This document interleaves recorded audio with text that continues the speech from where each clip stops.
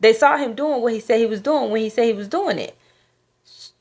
So, yeah.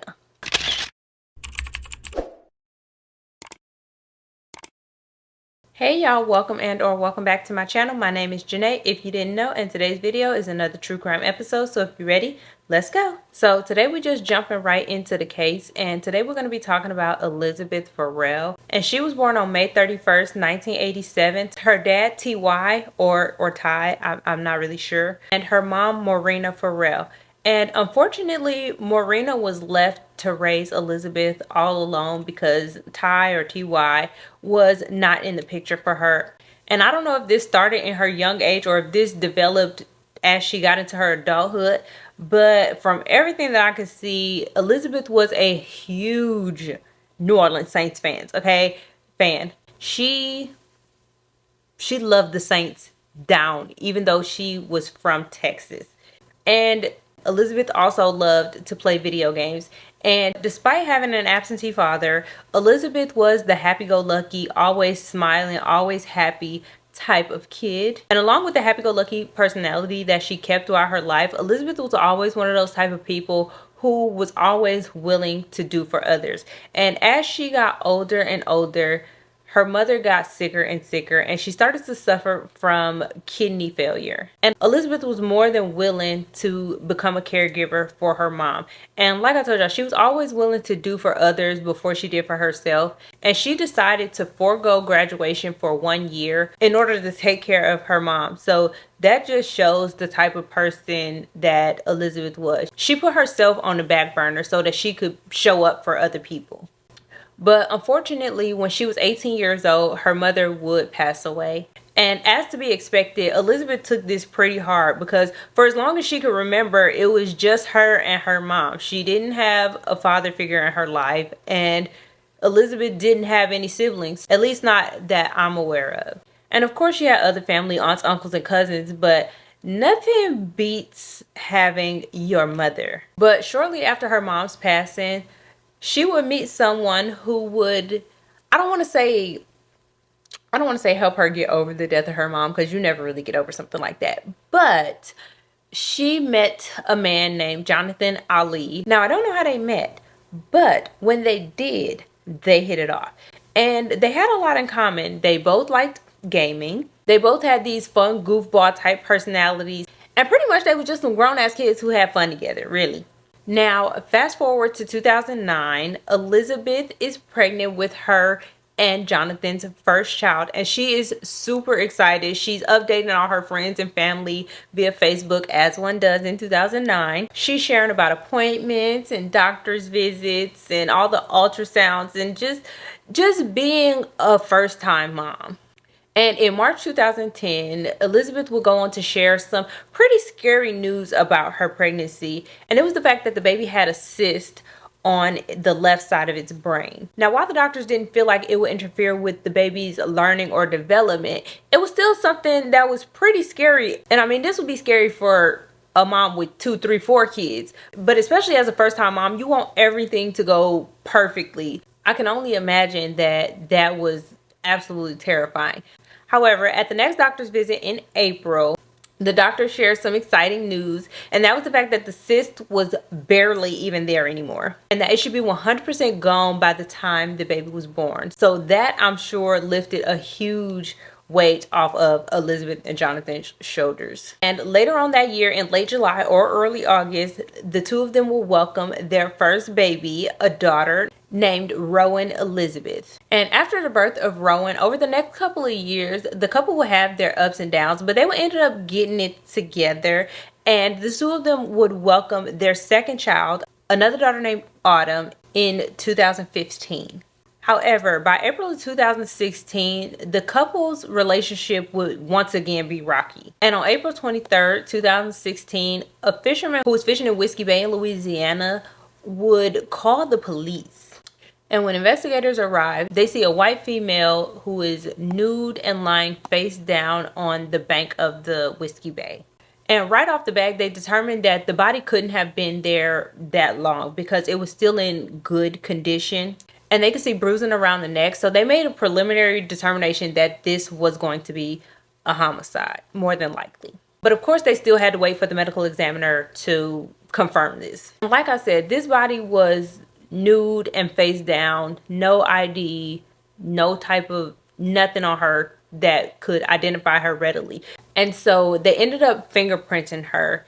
And I'm pretty sure you all know by now that the body that was found in the water was 28-year-old Elizabeth Ferrell. But when they looked her up, they found that Elizabeth Ferrell was from Humble, Texas. Is it Humble or Humble? Somebody from Texas, let me know. But like I said, when they fingerprinted her and found out that she was Elizabeth, they learned that she was from Humble, Texas, and they were trying to figure out why and how she got to Louisiana. So they get to work trying to contact the next of kin, and they come across her husband, Jonathan. And when they call Jonathan, he's in Texas at his grandma's house. And this is where he and Elizabeth lived with their 2 girls. And obviously they have to deliver the bad news that his wife has been found in Louisiana in Whiskey Bay, deceased. And when they tell him this, John is genuinely saddened. He is the grieving widow. Is it a widow? Is a man a widow? I don't know. But he is the grieving spouse. And he said he don't know why she's in Louisiana. He said that the last time he saw her was on Thursday, April 21st, so 2 days ago. He said that he pretty much left the house to run errands. I think the 2 of them I don't know if he said they got into an argument or not. I don't know. So I'm not going to put that out there. But he said that he left the house to run errands, and when he came back, her and a bunch of her stuff was gone, including her Xbox. And remember, I told y'all she liked to game, so if her Xbox was gone, she more than likely ran off. Jonathan also said that yes, they lived together in his grandma's house with their 2 kids. However, they were estranged. And this wasn't the first time that Elizabeth had run off. So he didn't call the police because he didn't think nothing was wrong. So the medical examiner's report comes back, and it's determined that Elizabeth's cause of death was asphyxia due to strangulation. Also, in Elizabeth's autopsy report, it showed that there was blunt force trauma to the head and multiple bruises in various states of healing, which more than likely indicates either a super clumsy person or an abusive relationship. And it is officially ruled as a homicide. So now the detectives have to get to work to try to figure out who did this to Elizabeth and why. So even though Jonathan seems like the grieving husband, the grieving estranged spouse, they still need to rule him out as a suspect. So they go to his grandma's house in Texas, and grandma gives them consent to search her home. And when they search her house, they don't find nothing. And initially, Jonathan is not there when they pull up and get the consent to search. But as they doing the search, he pull up and they ask him if he's willing to come down to the station with them for some questioning. And he agrees. And during this questioning, he reiterates the fact that the last time that he's seen her was on Thursday the 21st. And after that, he was at home with his kids all night. So they ended up completing Jonathan's interview, and by the end, he's free to go. They didn't have nothing to hold him on, and he had an alibi. And after his interview, they want to kind of corroborate whatever it was that he said. And so they ended up getting video footage of him in the places that he said he was at the times he said he was at them. So it seems as though Jonathan has an alibi for the time in which they believe that Elizabeth was murdered. So even though friends and family painted a volatile, abusive relationship between Jonathan and Elizabeth, detectives kind of didn't have nothing to go on because, like I said, they saw him doing what he said he was doing when he said he was doing it.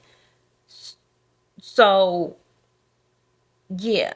But they did make a mental note of what one friend said in particular, and that was the fact that this particular friend said that Elizabeth told her that Jonathan won't let me leave with the kids. He'll kill me first. Now, Jonathan was still their #1 suspect, especially because of the abusive relationship thing, but they couldn't put all their eggs in his basket because friends and family also said that Elizabeth had a boyfriend who she had met online. And so now, naturally, they want to go talk to him as well. And this boyfriend's name is Jason Sweat. And she met Jason while online gaming, and the two of them started a long distance relationship. And if I'm not mistaken, he lived in Oklahoma. But even though the relationship was long distance, friends say that she did meet up with him at least one time.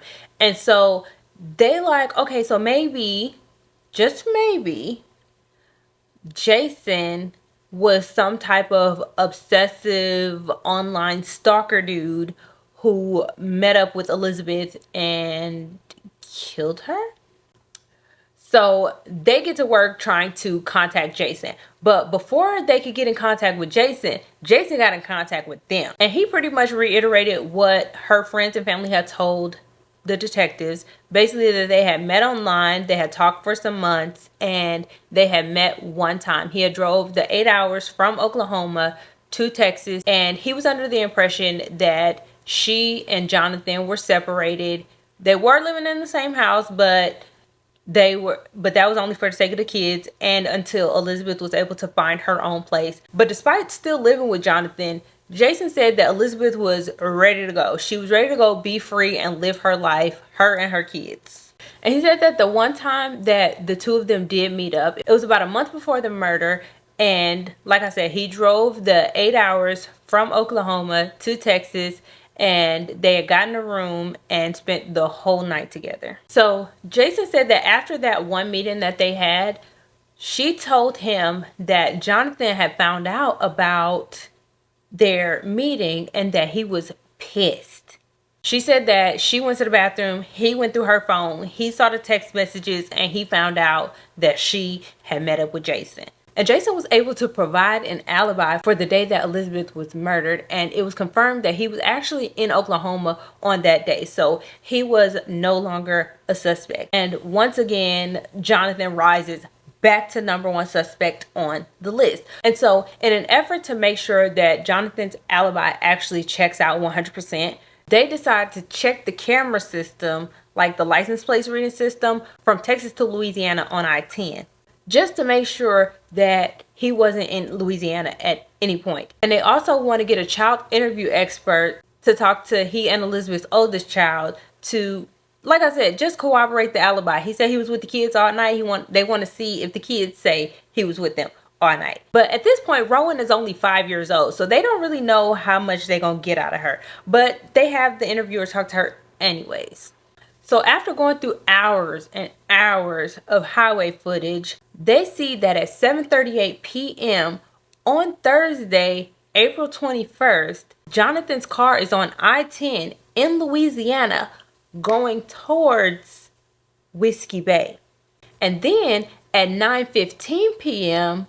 on I-10 again, they see Jonathan's car going in the opposite direction of Whiskey Bay, which is where Elizabeth's body was found. So they like, you lied to us, sir. Why are you lying? Why are you lying, sir? And they knew that this was Jonathan's car, not just by the license plates, but when they went to his grandma's house and he pulled up in the car with a little American flag in the rear window. And what do you know? This car had that same little American flag in the rear window. So they knew it was John.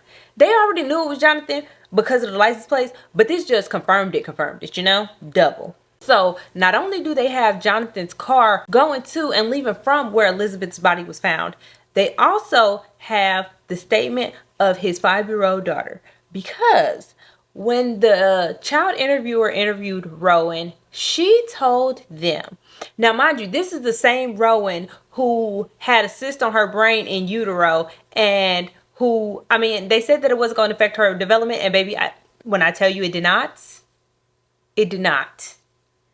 Rowan ended up telling the child interviewer that on the night of her mom's murder, she said, and I don't think she knew, like she really didn't know what was going on. She was just talking.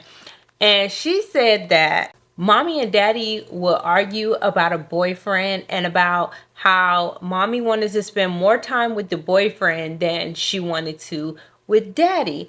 And she said that one day daddy took them on a big adventure and they were in the car for a long time. And she said that daddy stopped in the middle of the road. That's how she said. She was so dramatic. It was so cute. She said, he stopped in the middle of the road. It's not funny, though. And she said that when he stopped in the middle of the road, he went to the trunk and got something out. And she said that she didn't see what he got out or what he did with it, but he got something out of the trunk and then got back in the car. And when the detectives heard this, they was thinking what we all thinking. This son of a bitch bastard motherfucker done went and got their mother out of the trunk and threw her over that bridge with her children in the car. So with all of this information and all of this evidence in conjunction, Louisiana detectives draw up an arrest warrant, and Texas detectives or police, I don't know, go arrest him. Because remember, she was found in Louisiana. He lives in Texas. So this is two jurisdictions working together at this point. And once he's arrested in Texas, he's extradited back to Louisiana because that's where the body was found. However, they determined that since the murder more than likely happened in Texas, that he needs to be tried in Texas. So he had to go back to Texas. And this is where he waited in jail for his trial. And while he was in Texas awaiting his trial, he couldn't shut the fuck up. And I don't know what it is about these inmates who feel the need to confess their crimes in jail, but I'm glad that they do. I don't know why they do it, but I'm glad that they do. So he essentially confessed to a jailmate, and this jailmate ended up coming forward. And he said that the reason that he came forward was because when he heard that kids were involved, he wasn't for that. And he said that John told him the whole story. And according to what John told this inmate, this is what happened. He said that Elizabeth went to the bathroom, and when she went to the bathroom, he went through her phone. And he saw all these messages from the boyfriend, Jason. And he said he couldn't take it no more. He snapped. He said when she came out of the bathroom, he put her in a chokehold and she passed out. And he thought she was dead, but she wasn't. And he heard her gasp for air, but he didn't know what to do because he just tried to kill her. So he freaked out and he just stomped on her neck. And after he was sure that he did kill her, he said that he put his shoes and a bunch of her clothes into a bag and discarded them. And he grabbed her clothes to make it look like she had run away again, pretty much. And he said that he got this big Christmas tree bag, like one of those bags that you store your Christmas trees in.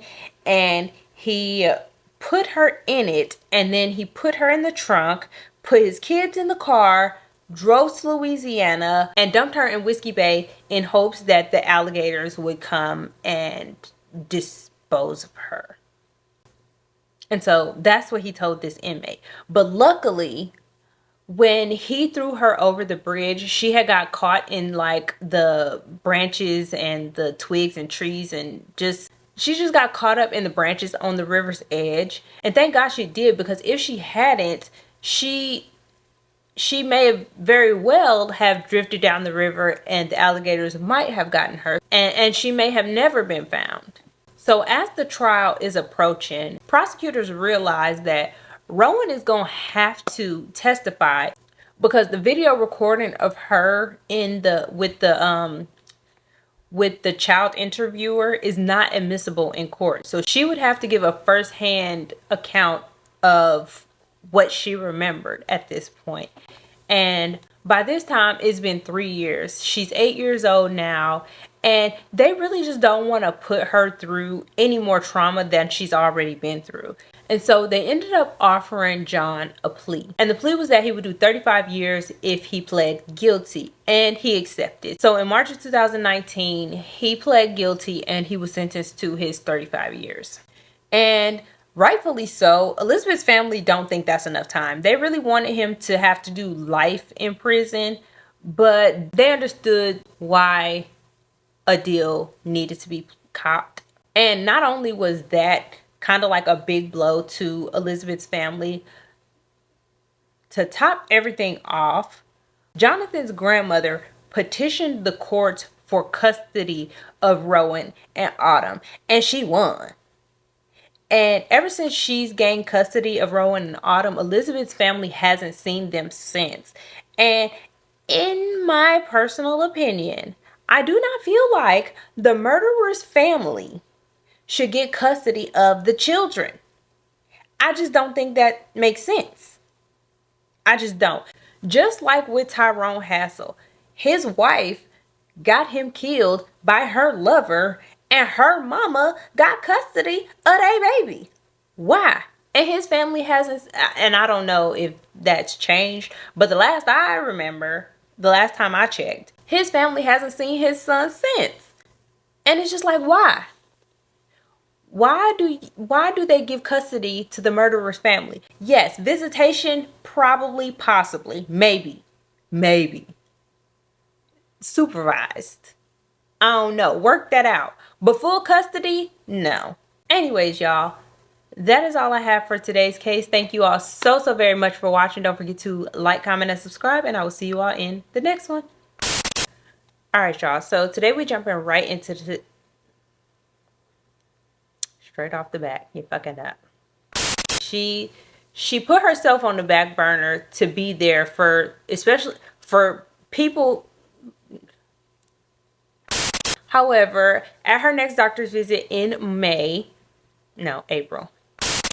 And on April 23rd. But as they search in the house, he pull up and focus. And during this questioning, he read